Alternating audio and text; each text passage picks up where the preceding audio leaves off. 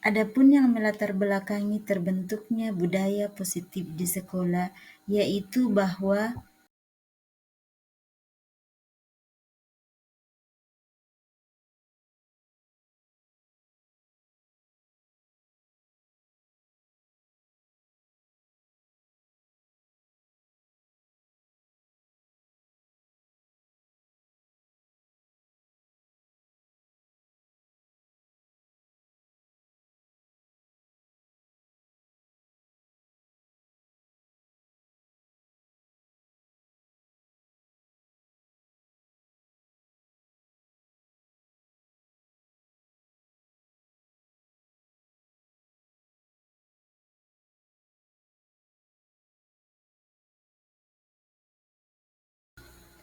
sosialisasi budaya positif ke rekan kerja. Assalamualaikum warahmatullahi wabarakatuh. Yang terhormat Bapak Kepala UPT SDN 36 Kuntilandak, yang kami hormati Bapak dan Ibu guru hebat yang berbahagia pada hari ini.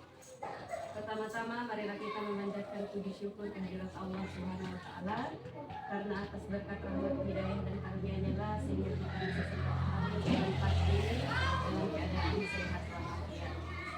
Selawat serta salam angkat pula kita kirim kepada junjungan Nabi besar kita Muhammad Sallallahu Alaihi Wasallam,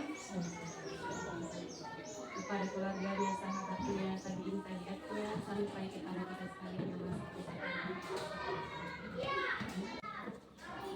hari ini kita akan mengadakan Ibu calon penggerak kita akan mengadakan diseminasi, di mana yang kita ketahui bahwa diseminasi itu adalah satu proses interaksi penyebaran ide gagasan yang kedepannya diharapkan dapat mengubah sudut pandang dan perilaku, atau dengan kata lain bahwa diseminasi itu adalah membawa ide-ide inovatif itu. Dan ide diseminasi yang akan kita laksanakan hari ini adalah diseminasi penyebaran pemahaman budaya positif kepada rekan guru yang akan dibawakan oleh calon guru penggerak kita, Ibu Darmawati.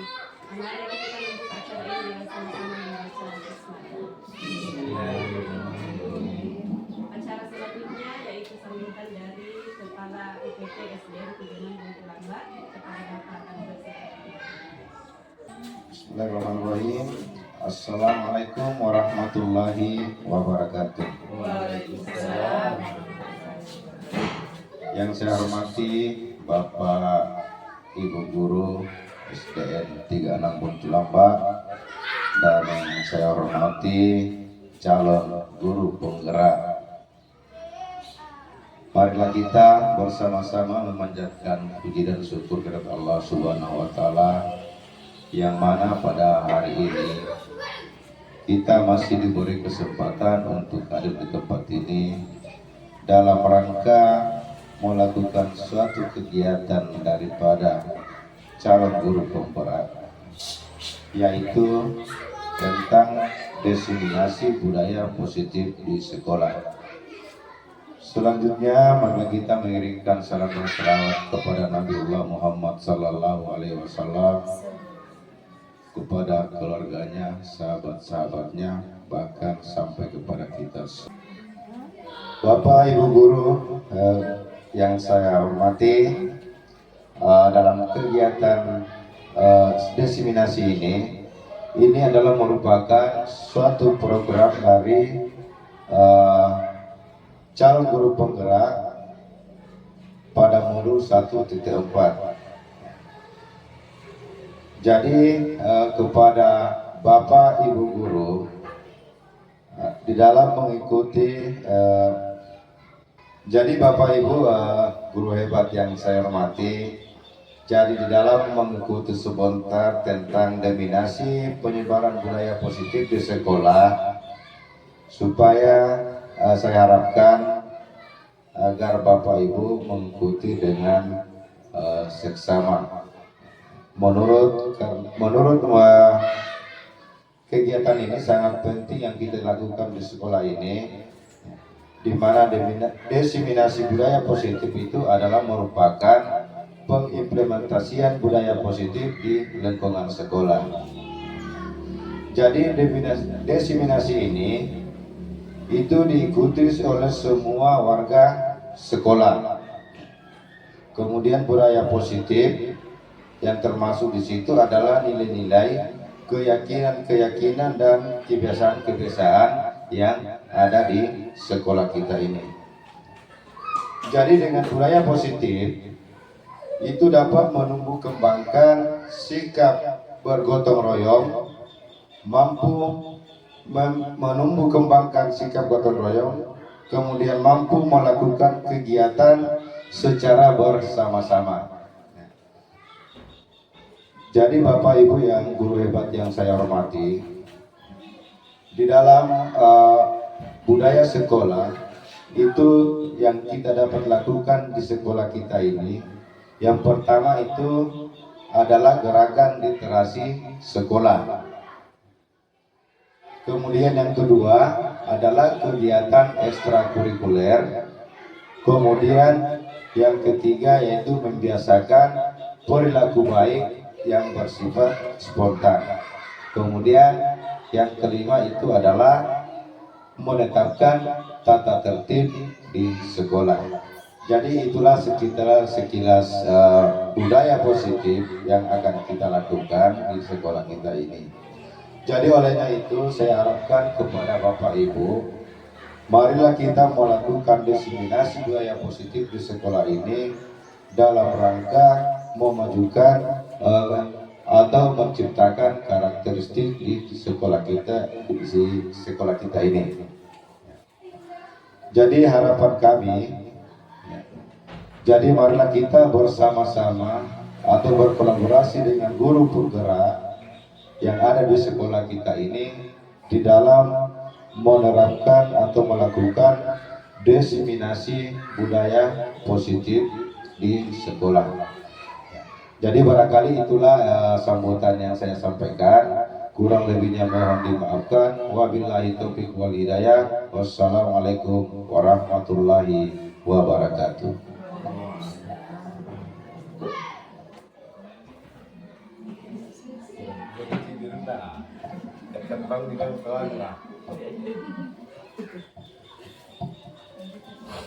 Demikianlah tadi sambutan dan pengarahan dari Bapak Kepala UPT SDN 36 Buntulamba. Untuk itu kami ucapkan banyak terima kasih. Melangkah ke sesi selanjutnya, yakni pemaparan materi oleh Ibu calon guru penggerak kita kepada Ibu Darmawati SAG. Kami persilahkan dengan hormat. Bismillahirrahmanirrahim. Assalamualaikum warahmatullahi wabarakatuh. Waalaikumsalam warahmatullahi wabarakatuh. Terima kasih atas kesempatan yang diberikan kepada saya. Yang terhormat Bapak Kepala Sekolah, yang terhormat Bapak Ibu Guru yang ada di SDN 36 Buntulamba. Pada hari ini saya sebagai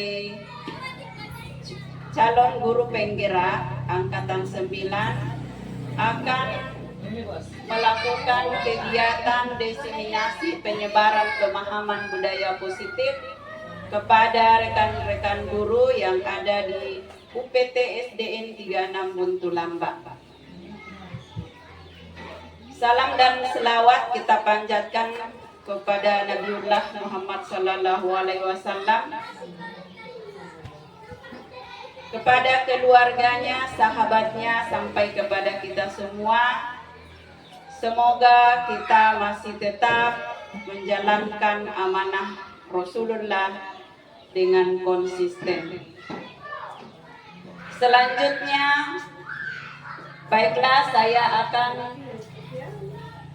memaparkan eksplorasi konsep yang akan saya sampaikan pada kesempatan ini. Yang pertama adalah disiplin positif.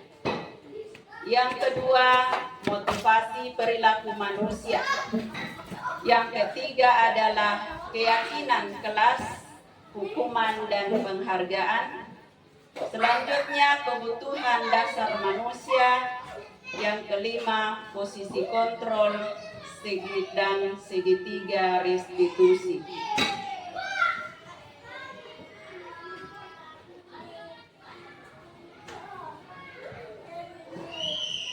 Ya, budaya positif di sekolah yaitu nilai dan kebiasaan berpihak pada murid agar mereka dapat berkembang menjadi pribadi yang kritis, penuh hormat, dan bertanggung jawab sesuai dengan profil pelajar Pancasila. Selanjutnya, dalam budaya positif terdapat disiplin positif. Apa itu disiplin? Disiplin adalah kemampuan memerintah diri sendiri dalam mengontrol dan menguasai diri sendiri untuk memilih tindakan yang mengacu pada nilai-nilai yang dihargai dengan penuh tanggung jawab tanpa terperintah oleh orang lain. Jadi, nilai yang dihargai itulah yang disebut dengan nilai kebajikan. Nilai kebajikan itu terdapat pada profil pelajar Pancasila.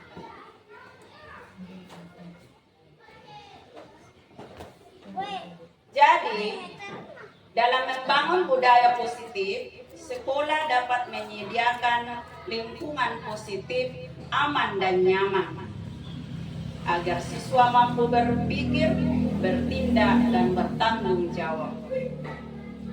Disiplin itu sangat berkaitan dengan kontrol guru terhadap siswa. Selanjutnya, kita masuk pada teori motivasi, perilaku manusia, hukuman, dan penghargaan. Pada dasarnya, dalam teori motivasi itu ada 3 hal yang memotivasi seseorang itu menjadi dia mau melakukan sesuatu. Motivasi itu disebut dengan motivasi eksternal dan motivasi internal. Pada motivasi eksternal itu adalah untuk motivasi untuk menghindari ketidaknyamanan atau hukuman. Jadi seorang itu melakukan sesuatu karena dia tidak mau dihukum atau dia menghindari ketidaknyamanan terhadap seseorang. Selanjutnya yang kedua adalah motivasi untuk mendapatkan imbalan dari orang lain atau institusi. Jadi apa yang didapatkan itu menjadi sebuah motivasi untuk melakukannya. Ya, itu semua merupakan motivasi eksternal. Selanjutnya ada juga motivasi karena dia ingin menghargai dirinya sendiri, menjadi insan yang sesuai dengan harapan kita.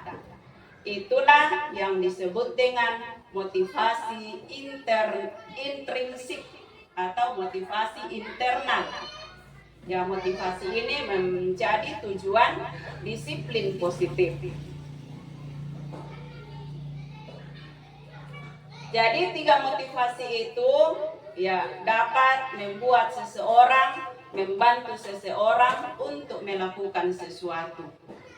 Sedangkan hukuman dan penghargaan itu adalah sesuatu yang dapat memaksa siswa untuk melakukan sesuatu yang bersifat sementara karena siswa melakukannya dengan keadaan takut atau mengharapkan imbalan.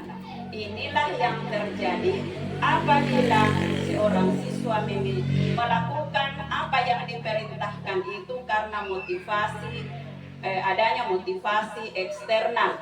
Ya, seperti tadi karena dia takut dihukum atau karena takut gurunya merasa tidak nyaman dan sebagainya. Nah, di sini ada beberapa tindakan guru. Contoh tindakan guru yang merupakan hukuman atau konsekuensi. Iya. Di sini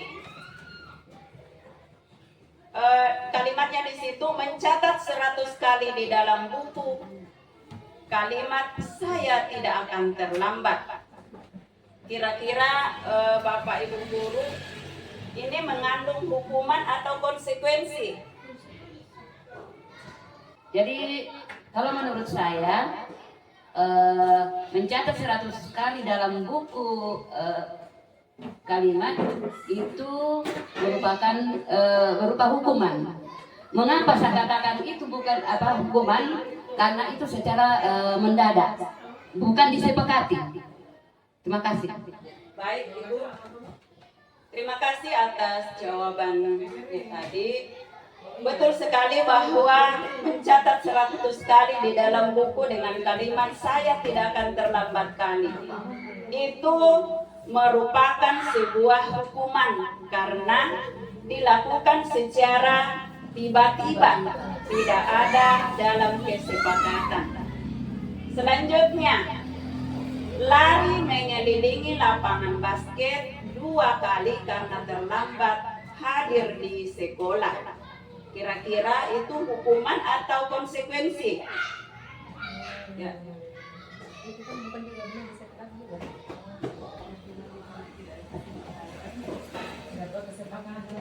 Menurut saya, lari mengelilingi lapangan itu termasuk hukuman.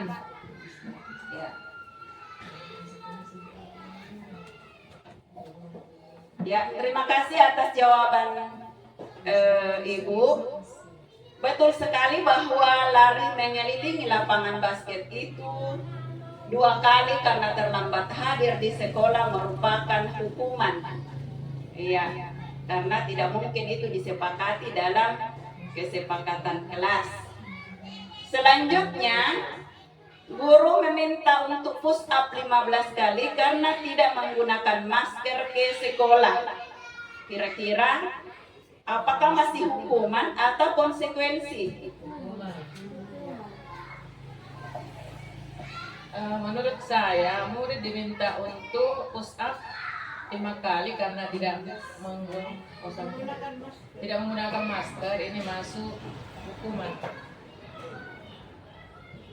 Ya, baik, luar biasa sekali. Jadi semua itu masih merupakan hukuman karena murid diminta push up 15 kali. Ya, hanya karena tidak menggunakan masker. Selanjutnya, menggantikan kertas tugas teman yang telah dicoret-coret. Apakah masih bentuk hukuman atau konsekuensi? Ya, yang di depan lagi mungkin ada komentar.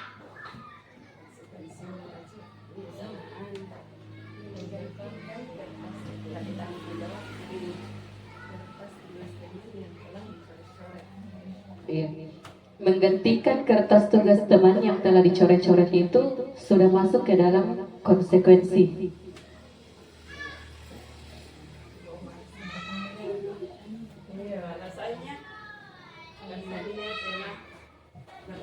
Karena ini merupakan tanggung jawab dari seorang siswa yang telah merusak barang dari temannya, jadi harus diberikan konsekuensi.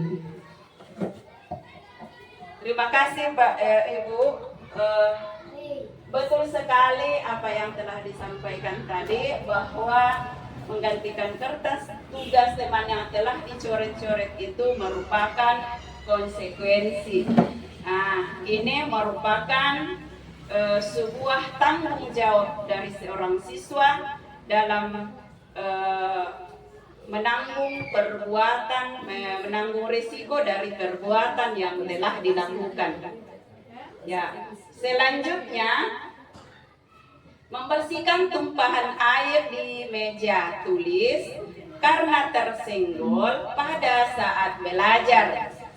Jadi menggantikan tumpahan air di meja tulis karena tersenggol pada saat belajar.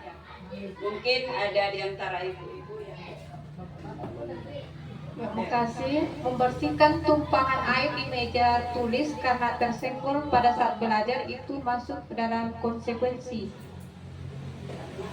Karena ini karena tanggung jawabnya sebagai siswa karena telah menumpahkan air di meja. Terima kasih Bu.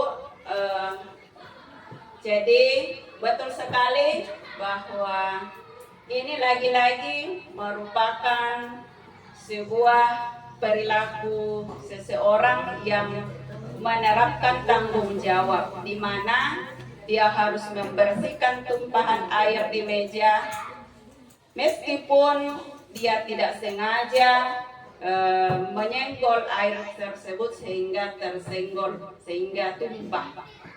Ya. Jadi ini masih merupakan tanggung jawab. Selanjutnya, meminta murid tidak mengenakan sepatu seharian di sekolah karena tidak mengenakan sepatu hitam.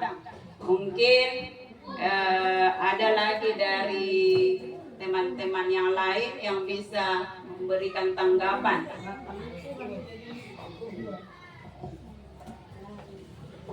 Terima kasih atas kesempatan yang diberikan mengenai konsekuensi tentang meminta murid tidak mengenakan sepatu seharian di sekolah karena tidak mengenakan sepatu hitam. Ini merupakan konsekuensi terhadap siswa karena melanggar tidak menggunakan sepatu seragam atau sepatu hitam di sekolah. Kira demikian. Ya, terima kasih atas jawaban yang telah diberikan. Kira-kira apakah sepakat konsekuensi atau hukuman? Terima kasih atas kesempatan yang diberikan. Kalau menurut saya itu adalah merupakan hukuman karena sebelumnya itu tidak ada kesepakatan. Terima kasih. Baik, terima kasih atas jawabannya dari Bapak dan Ibu tadi. Ada perbedaan antara hukuman dan konsekuensi. Kita ketahui hukuman itu adalah sesuatu yang dilakukan secara tiba-tiba tanpa ada kesepakatan terlebih dahulu, sedangkan konsekuensi itu adalah dimulai dari kesepakatan. Iya. Jadi kira-kira kalau di sini tidak mengenakan sepatu seharian di sekolah itu mungkin tidak disepakati itu dalam sekolah, ya, karena ini bisa menimbulkan perasaan yang menyakitkan secara mendalam kepada siswa. Apalagi kalau sudah dilihat teman-temannya pasti akan merasa tidak nyaman. Iya. Jadi itulah gunanya kita berkolaborasi dalam menentukan beberapa kesepakatan yang harus disepakati dalam sekolah atau di kelas. Ya. Selanjutnya, lari mengelilingi lapangan basket 2 kali karena terlambat 10 menit. Ya, mengelilingi lapangan basket 2 kali karena terlambat 10 menit. Ya. Apakah itu masih hukuman atau konsekuensi? Masih hukuman. Ini hanya 2 kali saja. 2 kali saja karena terlambat 10 menit. Jadi biasanya itu ada konsekuensi, ada kesepakatan. Bagaimana kalau terlambat? Ya, apakah itu bisa dimasukkan dalam konsekuensi atau masih berupa hukuman? Nah, kita ketahui bahwa hukuman itu dilakukan hanya secara tiba-tiba dan bisa menimbulkan perasaan yang tidak nyaman sampai berlarut-larut, sampai dalam waktu yang lama. Kira-kira masuk konsekuensi atau hukuman? Iya, masih masuk dalam konsekuensi karena ini dilihat hanya 2 kali saja. Bisa saja itu disepakati dalam kelas. Ya kan dia terlambat 10 menit.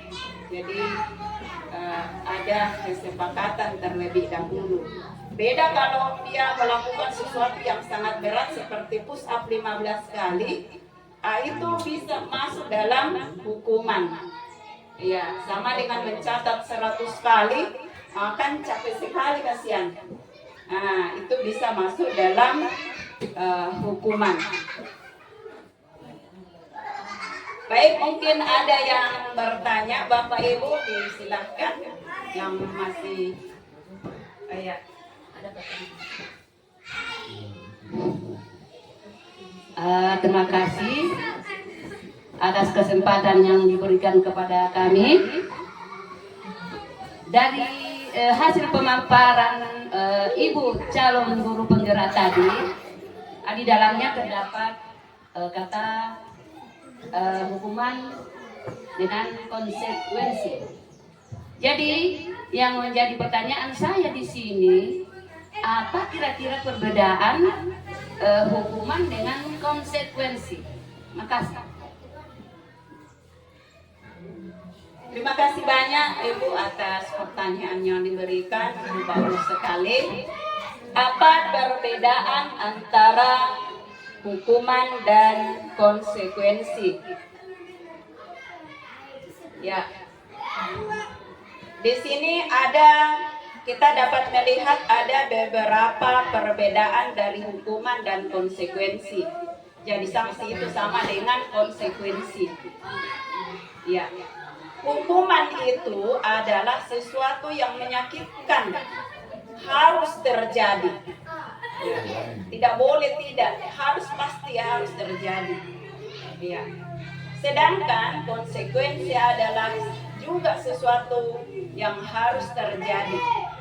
Namun di sini pada hukuman itu membuat anak sakit dalam jangka waktu yang lama.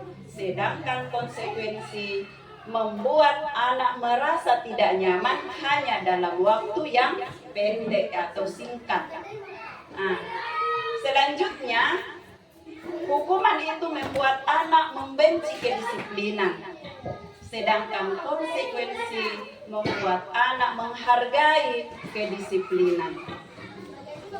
Selanjutnya hukuman itu cenderung pada paksaan. Ya, harus dilakukan. Sedangkan konsekuensi itu adalah merupakan stimulus atau tanggapan dari perbuatannya.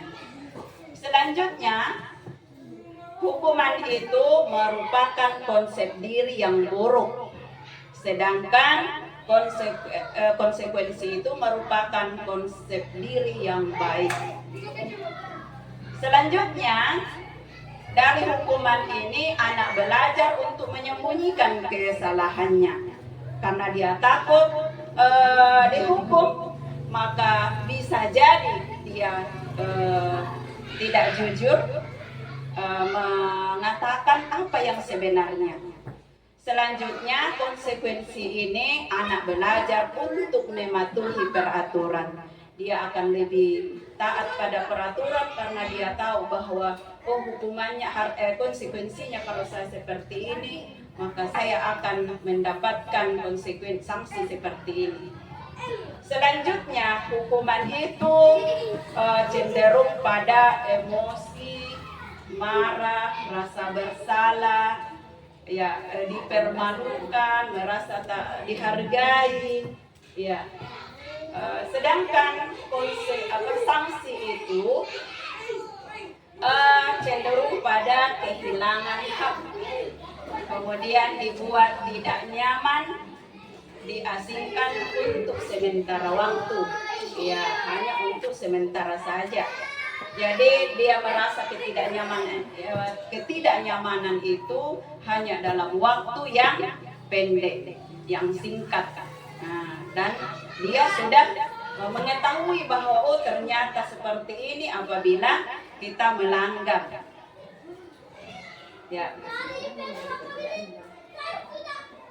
Ya, kesimpulannya bahwa antara hukuman dan sanksi itu menurut yang saya dapatkan bahwa itu tidak perlu dilakukan terhadap anak didik kita. Jadi hukuman itu sekali tidak bisa. Kalau sanksi bisa dilakukan pada jalan terakhir. Kalau misalnya dia sudah melakukan secara berulang kali, maka dilakukan seperti itu. Selanjutnya kita masuk pada keyakinan kelas. Sebelum adanya keyakinan kelas, terlebih dahulu ada kesepakatan kelas. Kesepakatan kelas itu diambil dari nilai-nilai kebajikan atau prinsip-prinsip universal yang disepakati bersama secara universal lepas dari latar belakang suku, negara, bahasa maupun agama. Ciri-ciri kesepakatan kelas bersifat lebih abstrak daripada peraturan yang lebih rinci dan abstrak. Kemudian keyakinan kelas itu berupa pernyataan universal yang dibuat dalam bentuk kalimat positif. Ya. Selanjutnya, keyakinan kelas tidak dibuat dalam jumlah banyak sehingga mudah diingat dan dipahami oleh semua warga kelas. Kemudian, pembuatan melibatkan semua warga kelas melalui kegiatan curah pendapat dan diyakini kembali dari waktu ke waktu. Jadi diusahakan jangan terlalu banyak ketika kita membuat kesepakatan, ketika kita membuat keyakinan. Ini ada beberapa contoh kesepakatan kelas.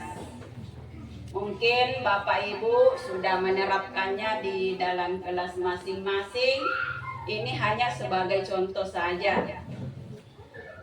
Jadi bisa saja dalam kesepakatan itu misalnya dilarang membuang sampah sembarangan. Kata dilarang itu masih menunjukkan kalimat negatif. Maka dalam keyakinan kelas dihilangkan itu kalimat negatif. Ya. Jadi kita bisa membuat keyakinan dengan menjaga kebersihan sekolah.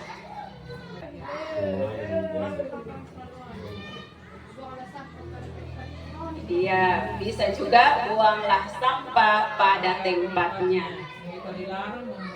Iya, kalau dilarang masih menunjukkan kalimat negatif. Dilarang menggunakan narkoba. Ya, mungkin itu masih jadi bisa juga narkoba merusak kesehatan. Itu menjadi sebuah keyakinan. Ya, jadi dari kalimat negatif tadi menjadi positif, menjadi sebuah keyakinan. Ya, narkoba adalah kado dari neraka. Ya, bisa juga. Ya, itu adalah sebuah keyakinan. Nah, sekarang ini ada beberapa contoh kesepakatan. Misalnya, ini murid-murid memberikan kalimat selalu kembalikan buku ke tempatnya. Ini masih sebuah peraturan. Nah, untuk membuat keyakinan kelas, nilai keyakinan apa yang harus dituju di situ. Contoh, ya disinilah kita menilai bahwa nilai kebajikan yang dituju itu adalah tanggung jawab. Jadi selalu kembalikan buku ke tempatnya. Nah, nilai kebajikan yang dituju yang akan menjadi sebuah keyakinan kelas adalah tanggung jawab. Ya. Jadi keyakinan kelas itu berangkat dari nilai kebajikan. Selanjutnya dilarang mengganggu orang lain. Kira-kira nilai kebajikan apa di situ yang dituju? Ya, dilarang mengganggu orang lain. Bisa toleransi atau menghargai orang lain. Ya. Selanjutnya hadir di sekolah 15 menit sebelum pembelajaran dimulai. Di sini kedisiplinan yang dituju. Kemudian dilarang melakukan kekerasan. Nilai kebajikan apa yang dituju di situ? Ya, kasih sayang atau keselamatan. Iya. Kemudian dilarang menggunakan narkoba. Nilai kebajikan apa yang dituju di situ? Ya, kesehatan. Iya. Selanjutnya bergantian atau menunggu giliran. Iya, budaya antri atau kedisiplinan juga. Iya. Kemudian gunakan masker. Iya, kesehatan. Kemudian jangan berlari di kelas atau koridor. Keselamatan. Jadi itulah merupakan nilai-nilai kebajikan yang akan menjadi sebuah keyakinan kelas. Ya, jadi seperti itu contohnya.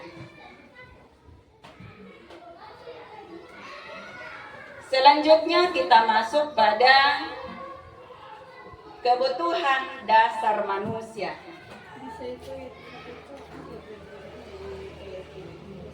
Kebutuhan dasar manusia itu ada 5, yaitu kasih sayang dan rasa diterima, atau biasa disebut belonging.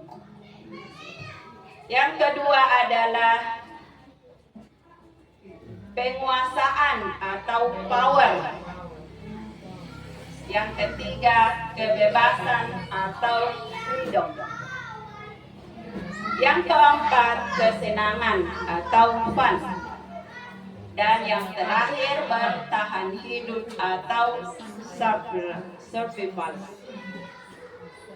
Jadi seluruh tindakan manusia itu memiliki tujuan tertentu, dan semua yang kita lakukan itu adalah usaha terbaik yang akan kita dapatkan dalam mencapai suatu keinginan. Jadi ketika kita mendapatkan apa yang kita inginkan, sebetulnya ada sesuatu yang ingin kita penuhi. Salah satunya dari kebutuhan dasar tersebut. Ketika seorang murid melakukan suatu perbuatan yang bertentangan dengan nilai-nilai kebajikan, atau melanggar peraturan, itu sebenarnya karena mereka gagal memenuhi kebutuhan dasar mereka. Nah, jadi kebutuhan dasar mereka ini merupakan suatu hal yang menjadi motivasi melakukan sesuatu. Kita ambil sebuah kasus. Ya, Ibu Ambar, guru wali kelas 2A di SD Pelita Hati, sedang bingung menghadapi ulah salah satu murid di kelasnya, Doni. Beberapa anak di kelas 2A telah datang pada Bu Ambar dan mengeluhkan perilaku Doni yang sering meminta bekal makan siang teman-temannya dengan paksa. Menurut Anda, kira-kira apa alasan Doni melakukan hal itu? Ya, kita berangkat pada kebutuhan dasar tadi. Ada ya, mungkin saja anak itu gagal ya memenuhi kebutuhan dasar yang 5 tadi, sehingga dia melakukan hal tersebut. Itulah yang perlu kita cari, kira-kira mengapa anak tersebut seperti ini.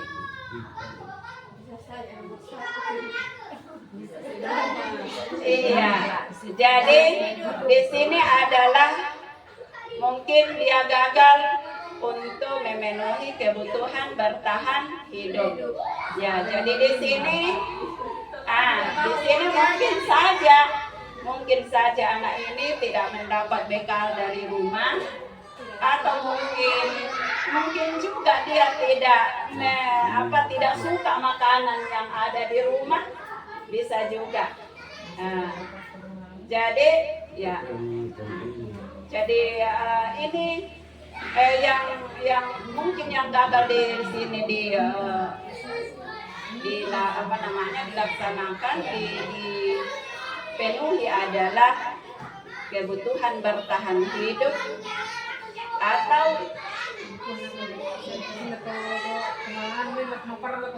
ya bisa jadi juga kebutuhan penguasaan atau power. Iya, bisa juga menjadi sebuah kesenangan. Dia kalau misalnya dia mengatakan, lucu ibu kalau dia menangis, ya itu menjadi sebuah kesenangan. Ya, atau karena sebuah kebebasan barangkali. Iya, bisa juga. Kemudian kebutuhan untuk merasa diterima, bisa juga dia ingin mencari perhatian ibu gurunya supaya selalu ditegur. Dia senang kalau selalu ditegur. Iya. Jadi itulah sebenarnya kebutuhan dasar manusia menurut Dr. William Rizer. Jadi pada dasarnya manusia melakukan sesuatu karena kebutuhan dasar tersebut.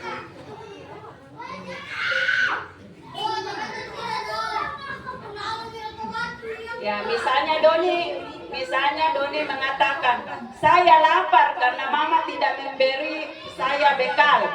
Kebutuhan dasar apa yang ingin dipenuhi? Tentu kebutuhan bertahan hidup. Saya senang mengganggu temanku, habis muka mereka lucu-lucu. Itu kebutuhan kesenangan yang ingin dipenuhi. Saya hebat kan Bu, teman-teman jadi takut sama saya. Power, penguasaan. Iya. Dia merasa berkuasa. Iya. Saya bosan dengan bekal yang diberikan ibu saya. Kebebasan di sini. Selanjutnya agar ibu guru memperhatikan saya. Iya, merasa kebutuhan ingin diterima atau akan kasih sayang dari ibu gurunya, ingin mencari perhatian dari ibu gurunya, meskipun yang dilakukan itu sesuatu hal yang tidak baik. Selanjutnya mungkin ada sampai di sini ada yang bertanya.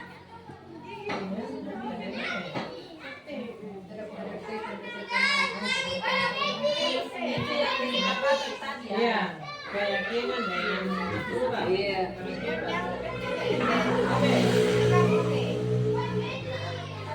Keyakinan dan aturan. Terima kasih atas kesempatan yang diberikan. Sesuai dengan pemaparan Ibu tadi mengenai kesepakatan kelas atau keyakinan kelas. Pertanyaan saya, mengapa harus keyakinan kelas, bukan peraturan saja? Terima kasih.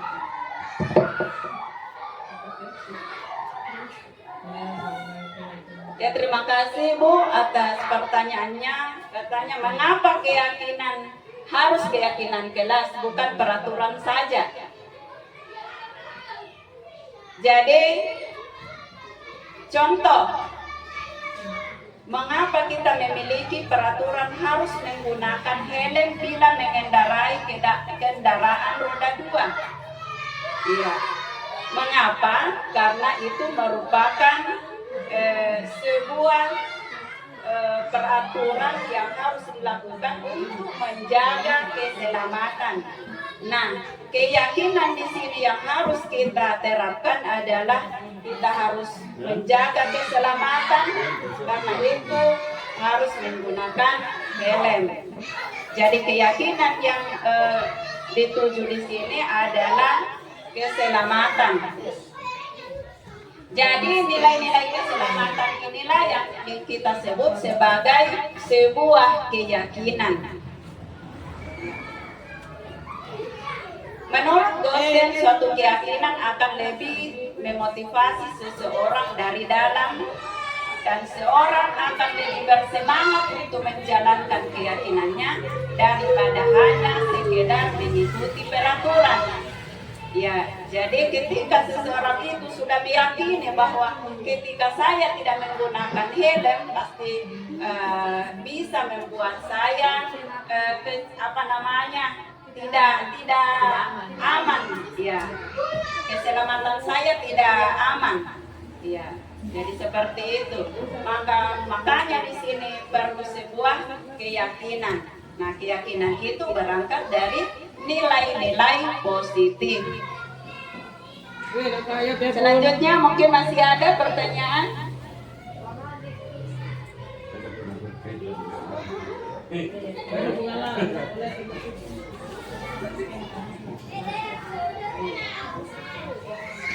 Oke, terima kasih atas kesempatannya. Yang ingin saya tanyakan adalah tentang perbedaan antara kesepakatan kelas dengan tata tertib. Itu, Ibu. Perbedaan antara kesepakatan kelas dan tata tertib. Nah, sebuah tata tertib di sekolah itu merupakan suatu peraturan yang ada di sekolah. Iya. Jadi di dalam tata tertib itu sudah terdapat dalam peraturan, sudah merupakan peraturan.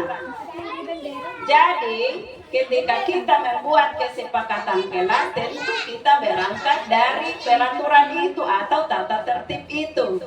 Jadi dari peraturan, dari tata tertib, sehingga muncul kesepakatan apa yang harus disepakati supaya dalam kelas itu kita menjadi aman dan nyaman dengan menerapkan nilai-nilai kebajikan seperti tadi, nilai keselamatan, nilai tanggung jawab, nilai kesehatan dan sebagainya. Seperti itu, Ibu. Atau mungkin masih ada yang lain? Selanjutnya kita masuk pada restitusi. Posisi 5 posisi kontrol. Jadi seperti yang kami pelajari, ada 5 posisi kontrol seorang guru. Yang pertama posisi penghukum, 2 posisi pembuat rasa bersalah, yang ketiga posisi teman, yang keempat posisi pemantau, dan yang kelima adalah posisi manajer. Nah, menurut yang saya dapatkan bahwa posisi sebagai penghukum dan pembuat merasa bersalah itu merupakan identitas gagal.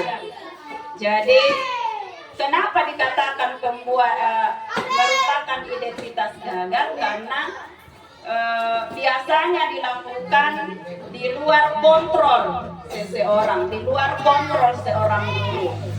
Iya, seperti menunjuk-nunjuk, menyakiti, menyindir. Nah, itu biasanya merupakan sesuatu yang dilakukan di luar kontrol diri kita.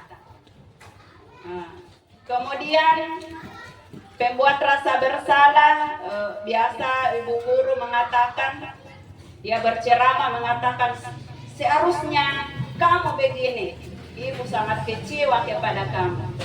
Nah, itu membuat anak peserta didik itu akan merasa tidak nyaman sekali karena telah mengecewakan ibu gurunya.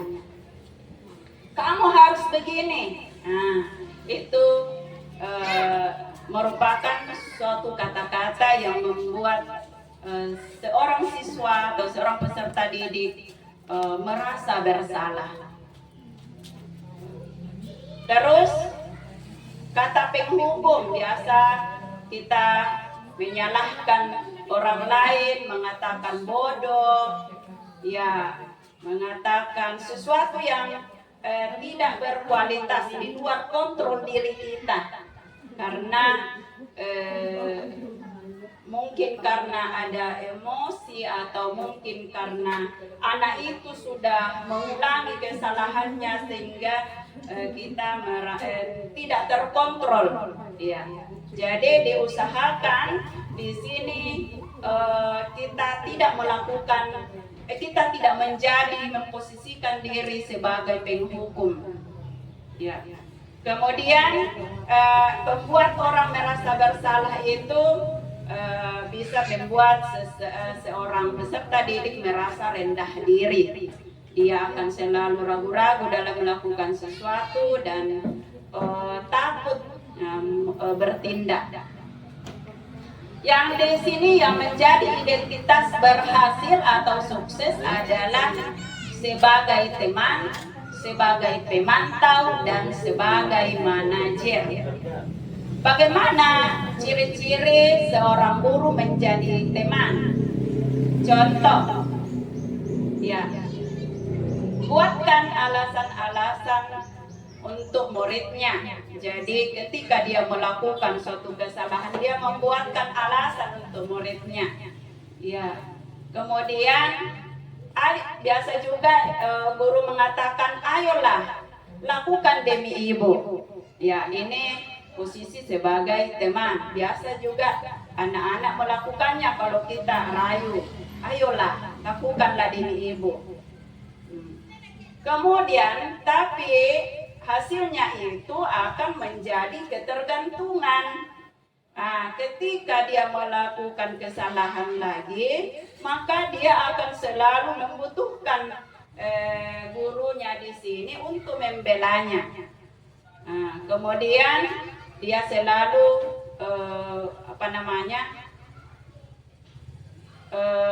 tidak mampu berbuat apa-apa tanpa gurunya ini, tanpa bantuan dari gurunya. Ya, kaitannya dengan dunia berkualitas, murid meletakkan guru sebagai orang yang sangat penting di dunia berkualitas. Jadi gurunya lah yang dianggap sebagai yang dianggap sebagai pembelanya. Kemudian dampak pada murid, dia akan menjadi lemah, tidak mandiri, dan tergantung pada orang lain atau pada gurunya itu sendiri.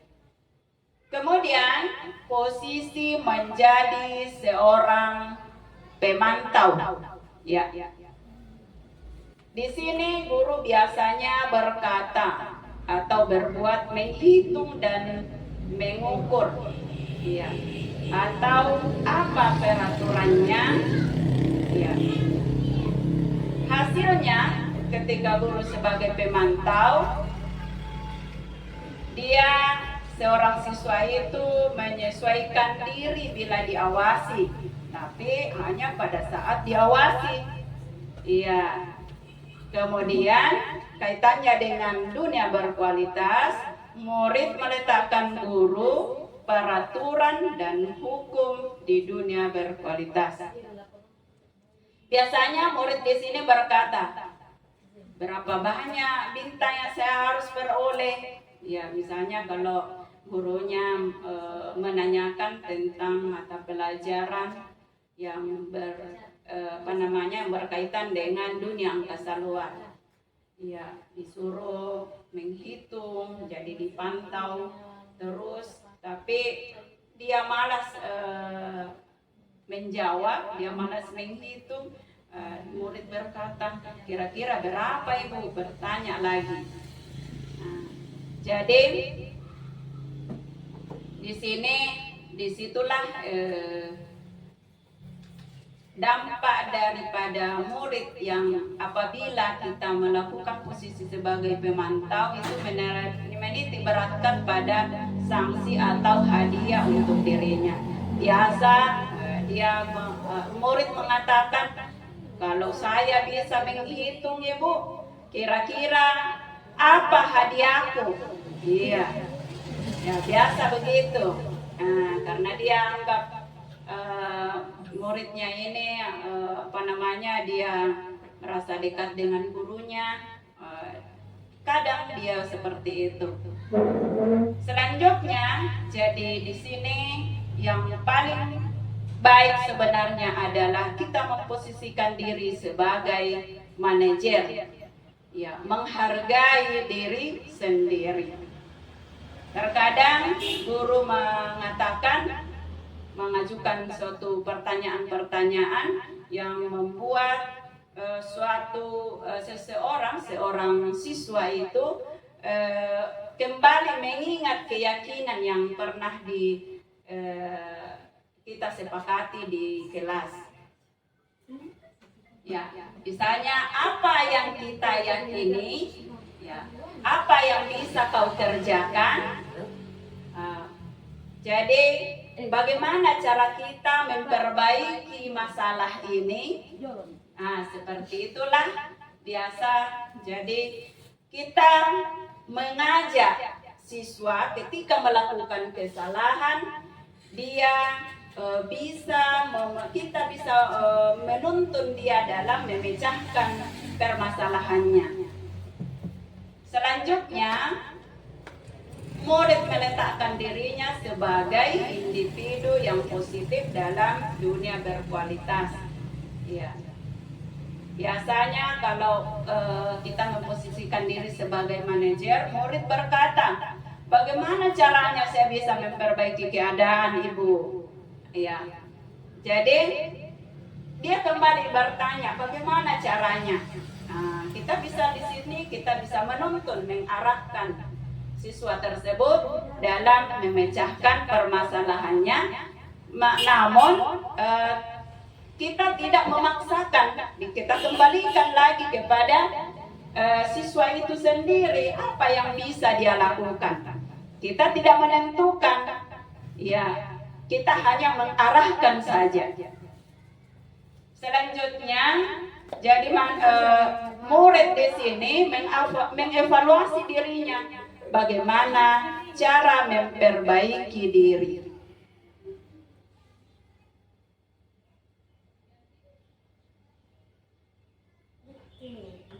Di sini ada beberapa contoh kata-kata yang memposisikan diri pada 5 posisi kontrol. Ya. Yang pertama, saya kecewa sama kamu. Kira-kira ketika guru memposisikan diri sebagai apa kira-kira sehingga berkata seperti ini? Saya kecewa sama kamu. Ya. Ada juga, tinggalkan kelas ini, Ibu tidak mau melihat kamu memakai baju biasa.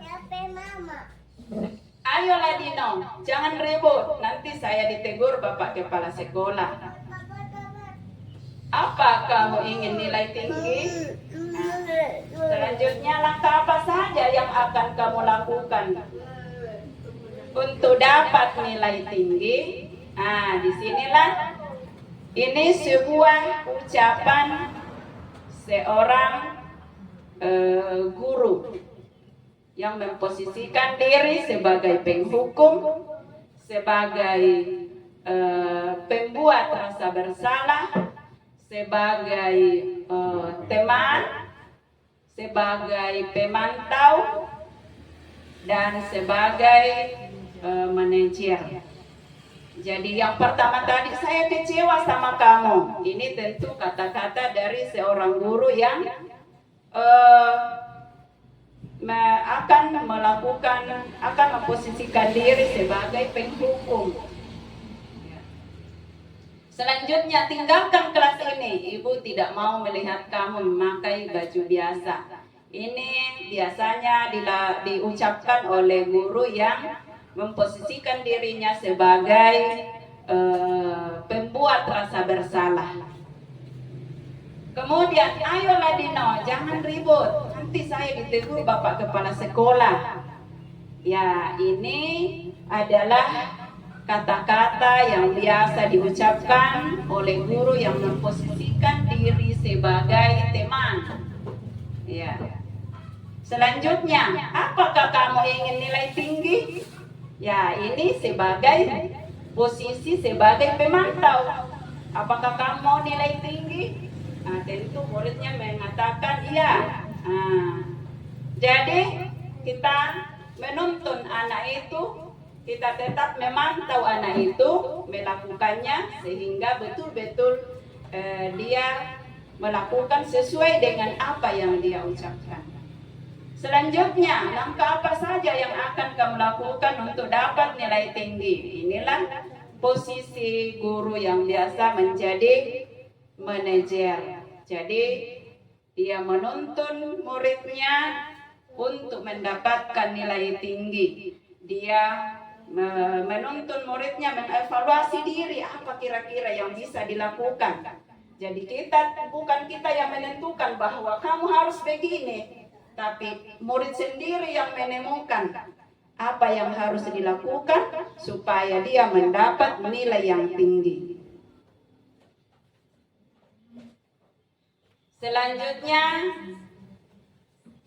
ada segitiga restitusi. Nah, ini segitiga restitusi merupakan proses menciptakan kondisi bagi murid untuk memperbaiki kesalahan mereka sehingga mereka bisa kembali pada kelompok mereka dengan karakter yang lebih kuat. Nah, bagaimana cara melakukan segitiga restitusi? Jadi, ada 3 tahap yang dikatakan sebagai segitiga restitusi. Yang pertama adalah menstabilkan identitas, yang kedua validasi tindakan, yang ketiga menanyakan keyakinan kelas. Membuat kesepakatan kelas. Adapun kesepakatan kelas yang terbentuk yaitu 1. Hadir lebih awal. 2. Bersikap jujur, bertanggung jawab. 3. Saling menghargai. 4. Ramah, sopan, peduli, dan sabar. 5. Cinta kebersihan. Budaya positif. Pelaksanaan salat duha. Budaya positif.